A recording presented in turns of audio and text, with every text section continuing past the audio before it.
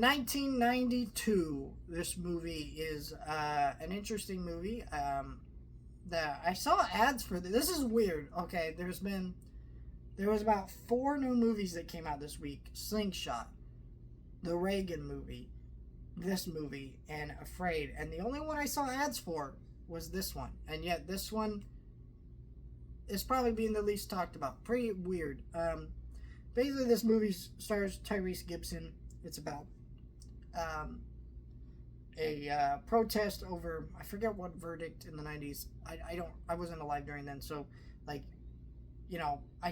I don't really know the context fully, but I don't feel like that's important to what this film is about. But basically, it's during some 90s police protests in LA after a police brutality verdict, and it's a real war. And basically, Tyrese Gibson is trying to get his son out of the situation, and it's good for what kind of movie it is. This is a one-time watch movie. I think all the performances are pretty good for what the movie's going for. I just felt like I didn't get so much out of it. I do feel that this movie had things to say, but I just felt like there are better movies that say these same things, because I think it had a lot to say about repeating cycles when Tyrese Gibson's talking about his son, and his son's like really angry. He's like, "We're angry," and he's like, "You don't think we are? We've seen this shit happen before." And he's not out there violently protesting in the streets like some of these other people are.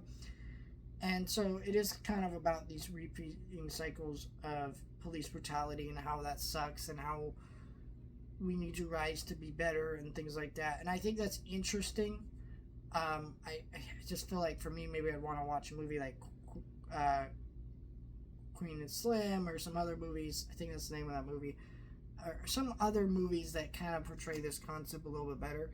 It is a really short movie, though. It's only like an hour and a half. So if it looks good to you, I recommend it as a one-time watch. I'm not sure if you really need to go to a theater for this one, but I think it was powerful in the ways it needed to be, but not enough to stick with me after another viewing.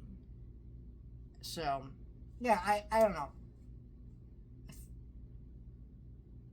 It is a interesting movie, and probably the best movie I've seen out of the 3 movies I saw this week. I have not seen Slingshot yet. I'm going to go check that out tomorrow.